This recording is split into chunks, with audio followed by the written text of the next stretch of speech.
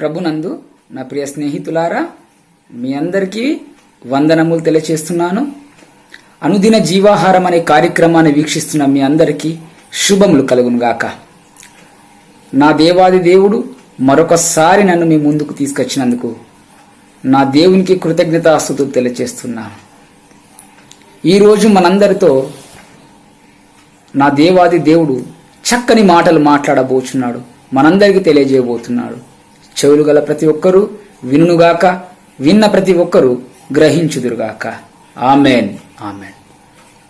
దేవుని ప్రియమైన వారలారా, ఈరోజు ఒక చక్కని మాటలను తెలియచేయాలని ఆశపడుతున్నాను. మన భారత రాజ్యాంగంలో మన రాష్ట్రపతి గారికి కొన్ని అధికారాలు ఇవ్వబడ్డాయి.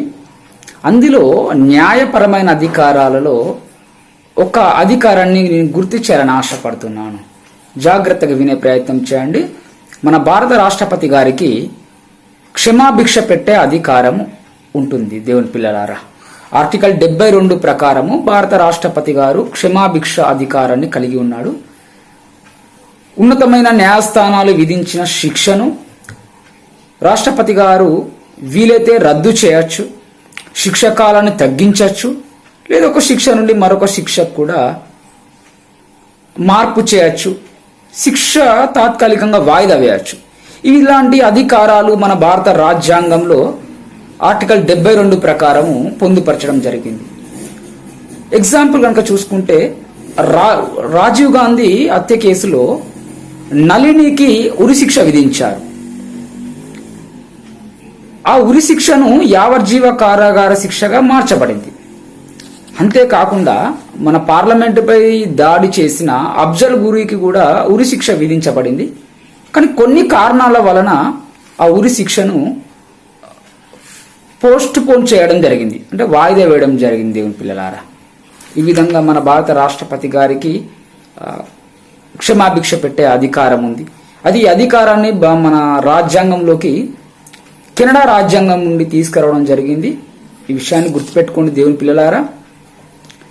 నేను కెనడాలో జరిగిన ఒక సంఘటనను గుర్తు చేయాలని ఆశపడుతున్నాను. కెనడాకు రాజ్యాంగం వచ్చిన సందర్భంలో అక్కడ ప్రెసిడెంట్ గారు యావజ్జీవ కారాగార శిక్ష పడ్డ ఖైదీని మరియు ఉరిశిక్ష పడ్డ ఖైదీలను సందర్శించి ఎవరినో ఒకరిని విడుదల చేయాలి అనే ఆశతో జైలుకు చెరసాలను సందర్శిస్తాడు.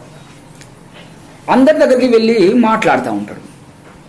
అందులో ఒక ఖైదీ, అయ్యా నేను ఏ తప్పు చేయలేదు, నా పైన అబద్ధ సాక్ష్యం చెప్పి నన్ను ఇక్కడ బంధించారు, దయచేసి నన్ను విడుదల చేయండి అని ఒక ఖైదీ చెప్తాడు. ఇంకొక ఖైదీ, అయ్యా ఈ పోలీసులు అనవసరంగా నన్ను తీసుకొచ్చి ఇక్కడ చెరసాల్లో బంధించారు, నేను ఏ పాపం ఎరగనండి, నాకు విడుదల ఇవ్వండి అని చెప్పి అతడు మొర పెడతాడు.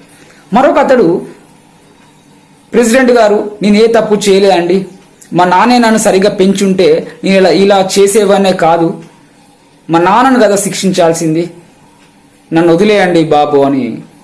ఇలా ప్రతి ఒక్కరూ వారి తప్పులని ఇంకొకరి పైన నెట్టే ప్రయత్నం చేస్తూ ఉంటారు. ఇది గమనించిన ప్రెసిడెంట్ గారు, ఈ ప్రెసిడెంట్ గారు ఎవరంటే దేవుని ఎరిగిన బిడ్డ, దేవుని నమ్ముకున్న బిడ్డ. అతడు వీళ్ళ చెప్పుతున్న ఈ మాటలన్నీ చూసినప్పుడు ఆదాము గుర్తుకొచ్చిండు. తినకూడదన్న ఫలాన్ని తిన్నప్పుడు ఆదామా నువ్వు ఏమి చేస్తావని దేవుడు అడిగినప్పుడు, దేవా నేను ఏం చేయలేదు, నువ్వు ఇచ్చిన ఈ స్త్రీనే పండిచ్చింది, నేను తిన్నా, తప్పేం లేదు, ఈ స్త్రీ దాన్ని ఆ పాపాన్ని, ఆ తప్పిదాన్ని స్త్రీ పైన నెట్టేశాడు. ఈ విధంగా వీళ్ళందరినీ చూస్తుంటే కూడా ప్రెసిడెంట్ గారికి ఆ విధంగానే అనిపించింది.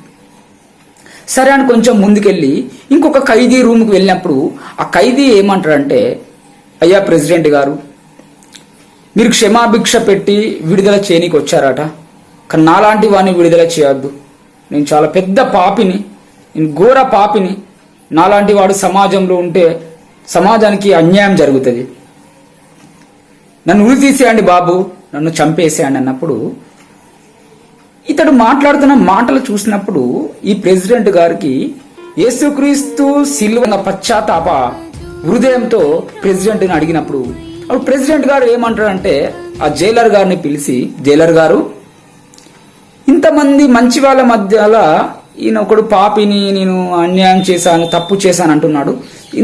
మిగతా వాళ్ళందరూ మేము మంచి వాళ్ళం అంటున్నారు. ఇంతమంది మంచి వాళ్ళ మధ్యలో ఈ ఒక్క పాపి ఉండడం ఎందుకు? ఇదని బయటికి తీసుకురండి.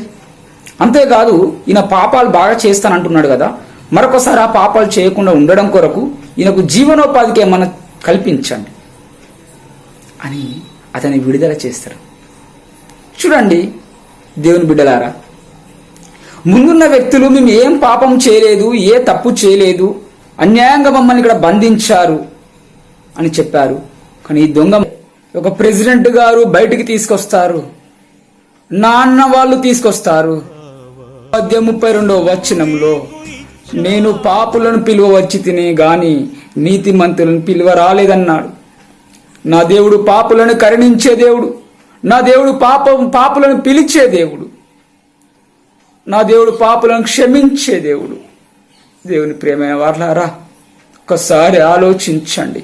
మన పాపముల నుండి, శాపముల నుండి మనల్ని బయటికి తీసుకురాగలిగా ఒకే ఒక్కడు నా దేవుడైన యేసు క్రీస్తు. పాపం నుండి, నరకం నుండి, నరకాగ్ని నుండి, శాపము నుండి మనల్ని బయటికి తీసుకొచ్చే ఒకే ఒక దేవుడు, నా దేవాది దేవుడు, నేను నమ్మి కొల్చే దేవుడు, మన కొరకు కల్వరి సిల్వలో మరణించి పునరుద్ధానుడైన ఆ యేసు క్రీస్తులో కడిగివేసి త్రిగాలు చేసి మనకు విడుదలిస్తాడు. నమ్మిన వారు నాతో పాటు ప్రార్థించండి. పరిశుద్ధుడా, జీవం గల తండ్రి, మాకు విడుదలిస్తావని మేము నమ్ముచున్నాము. మా పాపములను, మా తప్పులని సిల్వ చింత ఒప్పుకుంటున్నామయ్యా. మా అందరికి విడుదల దయచేసి ఆశీర్వదించమని యేసు నామములో ప్రార్థిస్తున్నాం తండ్రి. Amen, amen, amen.